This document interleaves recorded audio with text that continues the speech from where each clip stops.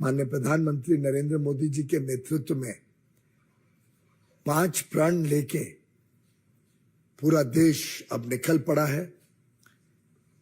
एक विकसित देश 2047 तक बने, जिसमें हम सब कर्तव्य भावना से जुड़े, भारत के ऐतिहासिक धरोहर को संभालते हुए जो गुलामी की मानसिकता है उसको नष्ट करते हुए देश की एकता और अखंडता को और मजबूत बनाकर, हमारा विश्वास है कि आज की जो नींव लगी है भारत में हर दृष्टिकोण से, सामाजिक, आर्थिक, विश्व में जो आज भारत का स्थान है, इन सब दृष्टिकोण को देखते हुए पूरी सरकार प्रधानमंत्री मोदी जी के नेतृत्व में एकजुट होके एक whole of the government approach लेके मिल के एक दूसरे के साथ समन्वय बैठाते हुए हम भारत को आज की $3.5 ट्रिलियन इकोनॉमी, यानी 250 लाख करोड़ रुपए की इकोनॉमी को अगले 25 वर्ष में 2,500 लाख करोड़, $35 ट्रिलियन की इकोनॉमी बनाने के काम को आगे बढ़ा रहे हैं। 9 वर्ष सेवा, सुशासन और गरीब कल्याण ने इस देश की क्षमता को, जो वर्षों से पूरी तरीके से सामने नहीं आ रही थी, अपने देशवासियों की क्षमता को हमने उभरते हुए देखा है। जो वंचित समाज था, जो वर्षों से पीड़ित था, हमारे गरीब भाई बहन, हमारे किसान, महिलाएं, इन सबका सशक्तिकरण अलग अलग कार्यों से माननीय प्रधानमंत्री जी के नेतृत्व में हमने गत वर्षों में देखा है। मुझे भी सौभाग्य मिला माननीय प्रधानमंत्री जी के मार्गदर्शन और निर्णायक नेतृत्व में कुछ विभाग संभालने का।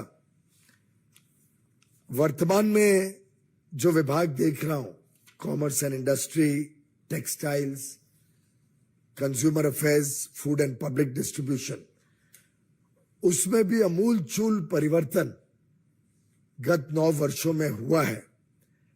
स्वाभाविक रूप से प्रेस कॉन्फ्रेंस के माध्यम से मैं हर एक विषय तो उजागर नहीं कर पाऊंगा, लेकिन मुझे लगा इन 5 डिपार्टमेंट के कुछ एकाध प्रमुख विषय आपके समक्ष अवश्य रखूं। मित्रों, अगर हम वाणिज्य मंत्रालय का देखें, कॉमर्स मिनिस्ट्री, तो ऐतिहासिक निर्यात भारत ने गत 2 वर्षों में देखी है, वृद्धि भी और एब्सोल्यूट नंबर भी। $500 बिलियन यानी लगभग 38 लाख करोड़ रुपए का निर्यात 2020-21 में हुआ था।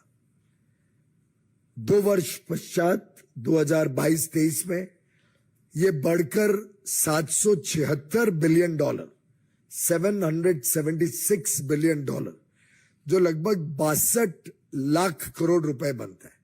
62 लाख करोड़, 38 लाख करोड़ से बढ़ के 62 लाख करोड़ का निर्यात भारत ने 2 वर्ष में बढ़ाया है। चुनौतियां बहुत है, विश्व के सामने समस्याएं हैं, विश्व की बड़ी बड़ी ताकतें, विकसित देश डिप्रेशन और रिसेशन में जा रहे हैं, महंगाई की समस्या बड़े बड़े देशों को परेशान करे हुए है। ऐसी परिस्थिति में भारत का निर्यात इतने बड़े तरीके से, इतने बड़े रूप में बढ़ना अपने आप में एक बड़ा कीर्तिमान है। और आगे चल के 2030 तक हमारा दृढ़ संकल्प है कि भारत का निर्यात बढ़ा के $2 ट्रिलियन, यानी लगभग 165 लाख करोड़ तक बढ़ाने का पूरे देश के उद्योग जगत का, वाणिज्य जगत का संकल्प है। मित्रों, आर्थिक दृष्टिकोण से हर तरफ एक मजबूत अर्थव्यवस्था आज देखने को मिलती है, चाहे वो फॉरेन एक्सचेंज रिजर्व्स हो, चाहे अलग अलग प्रकार के टैक्स कलेक्शंस हो, जीएसटी, इनकम टैक्स, चाहे जो हमने अलग अलग कार्य किए हैं जिससे पारदर्शिता आए, देश में व्यापार करना सरल हो, व्यवस्थाओं को सरल करने का काम, इन सबको जब हम सामने मद्देनजर रखते हैं तो भारत का योगदान जो ग्लोबल वैल्यू चेन्स है, सप्लाई चेन्स है, जिसमें आज बड़े बड़े विकसित आर्थिक दृष्टिकोण से जिन देशों की बहुत प्रगति हुई है, वो देश चाहते हैं कि भारत उनकी सप्लाई चेन का हिस्सा बने। वो चाहते हैं कि भारत भी technology, man power, skill, talent, हमारे यहाँ पे जो बहुत हाई क्वालिटी गुड्स और सर्विसेज उपलब्ध होते हैं, ये उन वैल्यू चेन्स का हिस्सा बने जो विकसित देश ने वर्षों से बनाई है। उदाहरण के लिए आपने देखा होगा एप्पल कंपनी का आज लगभग 7% भारत में उत्पादन होता है, आगे चल के बढ़ के 25% तक बढ़ने का अनुमान है। और इसी प्रकार से कई बड़ी बड़ी फॉर्च्यून 500 कंपनीज, विश्व स्तरीय कंपनीज भारत में आना चाहती हैं, भारत में मैन्युफैक्चर करना चाहती हैं या भारत में सर्विस सेक्टर में अपना प्रभाव बढ़ाना चाहती हैं, अपने R&D सेंटर्स खोलना चाहती हैं, जिसके लिए वाणिज्य और उद्योग मंत्रालय पूरी तरीके से उनको सपोर्ट करता है, उनकी हैंड होल्डिंग करता है, उनके साथ कंधे से कंधा मिलकर उनको आमंत्रण भी देता है और उनके काम को सरल बनाने के लिए इन्वेस्ट इंडिया, हमारी एक इन्वेस्टमेंट प्रमोशन बॉडी, जिसके साथ अब हम ट्रेड प्रमोशन जोड़कर इसको trade and investment promotion body बनाने जा रहे हैं। इसके माध्यम से एक सरल रास्ता देसी और विदेशी निवेशकों के लिए बनाने का प्रयास हमारा मंत्रालय कर रहा है। आप सभी जानते हैं कि पिछले वर्ष 2 फ्री ट्रेड एग्रीमेंट विकसित देशों के साथ, ऑस्ट्रेलिया और यूएई, जिसमें दुबई, अबू धाबी वगैरह सब आते हैं, इन दोनों के साथ पिछले वर्ष संपन्न हुआ और लागू किया गया। उसका लाभ निश्चित तौर पर हमारे निर्यातकों को मिला है, आगे और बड़े रूप में मिलेगा। इसके अलावा आज कई और देशों के साथ फ्री ट्रेड एग्रीमेंट की बात तेजी से आगे बढ़ रही है, चाहे वो यूनाइटेड किंगडम हो, कनाडा हो, यूरोपियन यूनियन के 27 देशों के समूह के साथ बातचीत चल रही है, इजराइल के साथ बातचीत चल रही है, एफ्टा के 4 देश हैं, स्विट्जरलैंड, लिechtenstein, नॉर्वे और आइसलैंड, वो भी चाहते हैं कि भारत के साथ एफटीए हो, उनके साथ भी चर्चा हो रही है। इसके अलावा गल्फ कोऑपरेशन काउंसिल के जो 6 देश हैं, जिसमें यूएई के साथ तो हमने कर लिया है, अब बाकी देश भी चाहते हैं कि हम पूरा एक जीसीसी के साथ फ्री ट्रेड एग्रीमेंट करें। लैटिन अमेरिका के कुछ देश भारत के तरफ आए हैं कि उनके साथ भी किया जाए, और यूरेशिया यानी रशिया और उसके साथ जुड़े हुए जो सब देश हैं, वो भी चाहते हैं कि फ्री ट्रेड एग्रीमेंट भारत के साथ किया जाए। मैं इससे आपको जानकारी दे रहा हूं कि माननीय प्रधानमंत्री नरेंद्र मोदी जी के नेतृत्व में आज जो भारत की साख बनी है, जो आज भारत के ऊपर विश्वास है पूरे विश्व का, उसका एक प्रमाण ये भी है कि वो सभी आर्थिक संबंध भारत के साथ बड़े रूप में बढ़ाना चाहते हैं। माननीय प्रधानमंत्री जी आज सुबह ही यूनाइटेड स्टेट्स ऑफ अमेरिका के लिए निकले हैं, प्रस्थान किया है उन्होंने, और आप सब जानते हैं कितना अहम ये स्टेट विजिट माननीय प्रधानमंत्री जी का रहने वाला है। आप सब जानते हैं कि कितनी बड़ी बड़ी चीजें, बड़े बड़े विषयों के ऊपर, चाहे वो कॉमर्स से रिलेटेड हो, चाहे वो डिफेंस से रिलेटेड हो, अलग अलग विषयों के ऊपर बहुत सार्थक चर्चा होने की संभावनाएं हैं। और मैं समझता हूं कि आज पूरा विश्व भारत की तरफ बहुत उत्साह और अपेक्षा के साथ देख रहा है। 140 करोड़ भारतवासियों की ताकत आज पूरे विश्व में लोगों को भारत की तरफ आकर्षित कर रही है। ईज ऑफ डूइंग बिजनेस के लिए हमने एक नेशनल सिंगल विंडो सिस्टम खोली है, जिसमें अलग अलग जो central approval, state approvals, local approvals हैं, उसको जोड़ने का प्रयास तेज गति से चल रहा है। 1 लाख से अधिक अप्रूवल्स इस नेशनल सिंगल विंडो सिस्टम के तहत हम दे चुके हैं। और कई ऐसे कानून थे जिसमें व्यापार करने में कठिनाइयां आती थी। छोटे छोटे विषयों के ऊपर लोगों को जेल जाने की संभावना बन जाती थी। ऐसे कानूनों को सरल करना, कंप्लायंस बर्डन या तो हटाना या बहुत सरल करना। जन विश्वास बिल पार्लियामेंट के सामने है, स्टैंडिंग कमेटी की रिपोर्ट भी आ गई है अभी। जन विश्वास बिल के तहत हम समझते हैं कि लगभग 40 ऐसे कानून हैं जिसके 140 से अधिक प्रावधान जिसमें जेल की सजा हो सकती थी, उसमें भी डिक्रिमिनलाइज किया जा रहा है। एक प्रकार से एक मैसेज दिया जा रहा है भारत के उद्योग को, भारत के व्यापार जगत को, कि ये भारत की सरकार, हर भारतवासी उद्योग और व्यापार को और प्रोत्साहन देना चाहते हैं, उस पर विश्वास करते हैं, और उद्योग जो चलाता है, जो व्यापार करता है, उनके प्रति हमारा विश्वास अटूट है।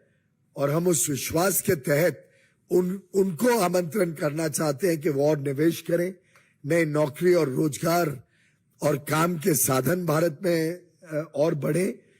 इसी कड़ी में स्टार्टअप इंडिया भी बहुत अहम भूमिका निभा रही है।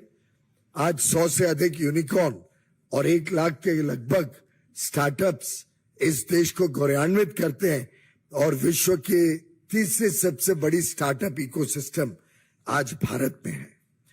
प्रोडक्शन लिंक्ड इंसेंटिव स्कीम्स एक बहुत ही स्वागतीय कदम रहा, जिसका विश्व भर में बड़ी प्रसिद्धि हुई है। इसके तहत लगभग 14 बड़े इंपॉर्टेंट सेक्टर्स को लगभग 2 लाख करोड़, 1,97,000 करोड़ रुपीस का बेनिफिट, लाभ मिलने वाला है, जो लोग इन 14 सेक्टर्स में नया निवेश करेंगे और भारत में उत्पादन बढ़ाएंगे। ऐसे ही मेरे मित्र अश्विनी वैष्णव जी के डिपार्टमेंट ने एक production linked incentive scheme semiconductor industry को भारत में प्रमोट करने के लिए लाई है।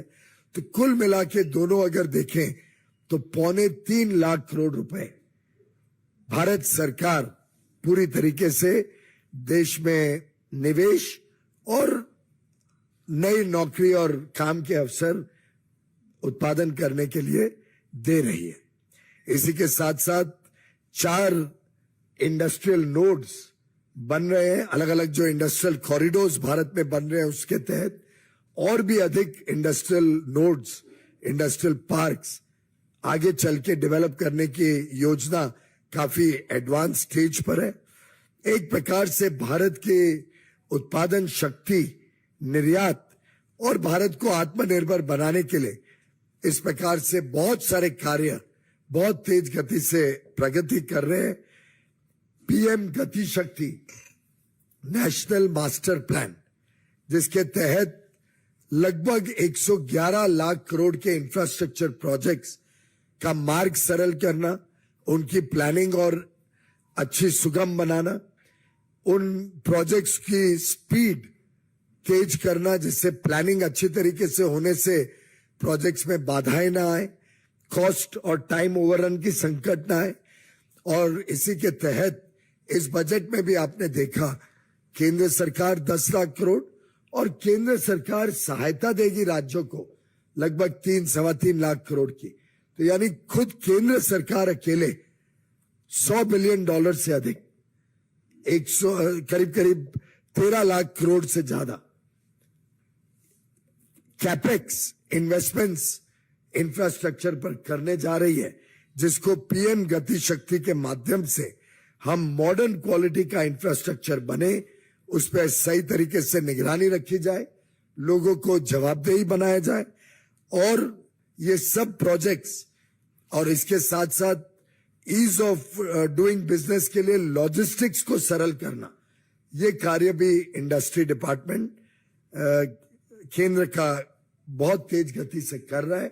पीएम गति शक्ति के माध्यम से लगभग 156 इंफ्रा गैप्स के प्रोजेक्ट्स, यानी प्रोजेक्ट तो लग गया, जैसे हाईवे बन गया मुंबई से पुणे, लेकिन जेएनपीटी पोर्ट को कनेक्ट करने वाला रोड वर्षों वर्षों तक नहीं बना था। इस प्रकार के जहां जहां इंफ्रास्ट्रक्चर गैप्स किधर रुके हुए हैं, किसकी सोच नहीं हुई है, ऐसे 156 प्रोजेक्ट्स, जेएनपीटी का तो पहले हो गया था, पर ऐसे 156 और प्रोजेक्ट सामने आए पीएम गति शक्ति के माध्यम से, जिसपे अभी तेजी से काम चल रहा है। मित्रों, एक नेशनल लॉजिस्टिक्स पॉलिसी, जो लॉजिस्टिक्स एक प्रकार से लाइफलाइन है इकोनॉमी और बिजनेस के लिए, रीढ़ की हड्डी का काम करती है, क्योंकि अच्छे लॉजिस्टिक्स हो तो सामान देश में भी और विदेश में भी जो भेजना है उस सबको कम खर्चे पे हम पहुंचा सके। इसके लिए भी बहुत सारे कदम और सरलता लाने के लिए बहुत सारे टेक्नोलॉजिकल उपयोग करने का फैसला किया गया है, जिससे सीमलेस लास्ट माइल कनेक्टिविटी के साथ साथ लॉजिस्टिक्स को भी हम सस्ता, सरल और सुगम बनाने जा रहे हैं। आईपीआर का एक क्षेत्र है पेटेंट्स, कॉपीराइट्स, ट्रेडमार्क्स, डिजाइन्स, जिसमें बहुत अहम काम हुआ है। 2014-15 में इस देश में करीब 42,000 पेटेंट्स फाइल हुए थे और सिर्फ 6,000 पेटेंट्स ग्रांट हुए थे। मुझे आपको बताते हुए खुशी है कि पिछले वर्ष 2022-23 में ये 42,000 का नंबर डबल होके 83,000 हो गया। 83,000 पेटेंट्स फाइल हुए। और जहां तक ग्रांट का सवाल है, जब हम नए नए आए थे तो यूपीए के समय कहां 6,000 पेटेंट्स ग्रांट होते थे सालाना, पिछले वर्ष 34,000 करोड़ पेटेंट्स ग्रांट हुए। तो आप देख सकते हैं 6 गुना वृद्धि मात्र 9 वर्षों में। और आगे चल के पेटेंट्स का भी सिस्टम और सरल, सुगम हो और हम इनोवेशन और आरएनडी को भारत में और आकर्षित कर सके, इसके लिए पेटेंट्स ऑफिस को भी और मजबूत बनाया जा रहा है और पेटेंट्स का पूरा काम ऑनलाइन लेके पारदर्शिता भी सुधारी जा रही है। मित्रों, एक open network for digital commerce के माध्यम से जो हमारे छोटे दुकानदार हैं, स्मॉल रिटेलर्स, इनको नया बाजार मिले, ई कॉमर्स के माध्यम से वो भी देश और विदेश में अपना सामान पहुंचा सके। और जो बड़े बड़े कंपनियां ई कॉमर्स करती हैं, उनके सामने, उनके प्रभाव में, जैसे विदेश में कई देशों में हुआ है, वैसे भारत के छोटे दुकानदार तकलीफ में ना आए, बंद ना होना पड़े, उसके लिए open network for digital commerce हमने इंट्रोड्यूस किया है। बहुत तेज गति से उसका विकास चल रहा है। पीछे मैं आंकड़े देख रहा था, करीब करीब 30,000 ऑर्डर्स एक ही दिन में उन्होंने फुलफिल किए। 40,000 मोबिलिटी की ट्रांजैक्शंस उसके साथ साथ उसी दिन उन्होंने मीट किया। तो यानी 70,000 ट्रांजैक्शन ऑलरेडी ओएनडीसी पे। आज तो अभी वो बीटा स्टेज ऑफ टेस्टिंग पे है, आज से ही इस लेवल पे पहुंच गया। ये संख्या बढ़ के लाखों में जाएगी और देश में हर छोटे दुकानदार को जोड़ने का काम, और जो उपभोक्ता है, जो कंज्यूमर है, उसको और ज्यादा चॉइस मिले और जो सप्लायर है उसको और बड़ी मार्केट मिले, ये काम ओएनडीसी आगे करने जा रही है। ये एक छोटी झलक है, वैसे मेरे पास इतने सारे कामों की सूची है कि जो समय बलूनी जी ने मुझे अलाउ किया है उसमें मैं शायद सब कुछ कवर ना कर पाऊं। लेकिन टेक्सटाइल क्षेत्र में भी 7 PM Mitra park, mega textile infrastructure parks देश में लागू होने जा रहे हैं। तमिलनाडु, तेलंगाना, कर्नाटक, महाराष्ट्र, गुजरात, मध्य प्रदेश और उत्तर प्रदेश में लगभग 4,500 करोड़ की लागत रहेगी उसके ऊपर केंद्र सरकार से। इसके अलावा टेक्सटाइल क्षेत्र में 2 प्रमुख ग्रुप्स बनाए गए, कॉटन का टेक्सटाइल एडवाइजरी ग्रुप और एक मैनमेड टेक्सटाइल का, जो पूरे इन दोनों सेक्टर्स में कैसे वृद्धि करना, डोमेस्टिक प्रोडक्शन और निर्यात में, इस पे एंड टू एंड सोल्यूशन, जो माननीय प्रधानमंत्री जी 5F कहते हैं, farm to fibre, fibre to factory, factory to fashion और फैशन टू फॉरेन। ये 5F माननीय प्रधानमंत्री जी के मार्गदर्शन में जो एक नए सोच का हमें सुझाव मिला है, उसको आगे बढ़ाते हुए ये दोनों ग्रुप्स पूरी तरीके से काम कर रहे हैं, जिसमें और लाखों और शायद करोड़ों लोगों को टेक्सटाइल के क्षेत्र में और ज्यादा अवसर खुले। इसमें फ्री ट्रेड एग्रीमेंट्स का भी बहुत बड़ा सहयोग रहेगा, क्योंकि जितने देशों में हम फ्री ट्रेड एग्रीमेंट करेंगे, वहां वस्त्र, टेक्सटाइल्स के अलग अलग प्रोडक्ट्स पे काफी ड्यूटी है। कुछ देशों में 18% है, कुछ में 12 है। इन देशों में भी अगर हम ड्यूटी फ्री एक्सेस टेक्सटाइल को दिला सके, तो टेक्सटाइल के निर्यात में भी बहुत बड़ी वृद्धि होने की संभावना है। सस्टेनेबल टेक्सटाइल पे भी हमने काफी काम किया है। आपने देखा माननीय प्रधानमंत्री जी ने पार्लियामेंट में भी एक प्लास्टिक, रिसाइकल प्लास्टिक से बना हुआ मोदी जैकेट पहना था, जिस दिन वो पार्लियामेंट में मोशन ऑफ थैंक्स पे जवाब दे रहे थे। मुझे लगता है कि सस्टेनेबल टेक्सटाइल में भी भारत का आगे चल के अच्छा ग्रोथ और अच्छी भूमिका होने की पूरी संभावना है। टेक्सटाइल क्षेत्र में जो कई सारे टैक्सेस लगते हैं, उनको जो लोकल लेवल के टैक्सेस होते हैं, मंडी टैक्स, कोई पेट्रोलियम के ऊपर वैट, ऐसे जो छोटे छोटे टैक्सेस से हमारे वस्त्र क्षेत्र में निर्यात में दिक्कत आती थी, उन टैक्सेस को रिफंड करने का कॉमर्स में भी रॉडटेप स्कीम लाई गई है। वैसे ही टेक्सटाइल्स में ROSCTL, refund of state सेसेस, taxes और लेवीज, ROSCTL, इस स्कीम के तहत लगभग 8,500 करोड़ टेक्सटाइल के हमारे जो निर्यातक हैं उनको रिफंड दिया जाता है। रॉडटेप में भी लगभग 15,000 करोड़ का रिफंड हमारे निर्यातकों को देने का काम सरकार कर रही है। मित्रों, इसके अलावा टेक्सटाइल क्षेत्र में हम एक टेक्निकल टेक्सटाइल मिशन चला रहे हैं। टेक्निकल टेक्सटाइल मिशन में R&D जो लोग करते हैं, रिसर्च एंड डेवलपमेंट, इनोवेशन के माध्यम से नए नए टेक्निकल टेक्सटाइल्स को प्राथमिकता, और भारत में उसका शोध हो, उसका पेटेंट बने और भारत उसका प्रोड्यूसर और एक्सपोर्टर बने, इसके लिए भी बहुत काम चल रहा है। माननीय प्रधानमंत्री जी ने इसके लिए करीब करीब 1,300 करोड़ रुपए उपलब्ध कराए थे, जिससे टेक्निकल टेक्सटाइल को हम और गति देने के काम में लगे हुए। सामर्थ्य स्कीम से लाखों नौजवान युवा युवतियों को ट्रेनिंग दी गई है टेक्सटाइल क्षेत्र में। टेक्निकल टेक्सटाइल में भी ट्रेनिंग देने का काम इस स्कीम के अंतर्गत हम ऐसे ही करने वाले।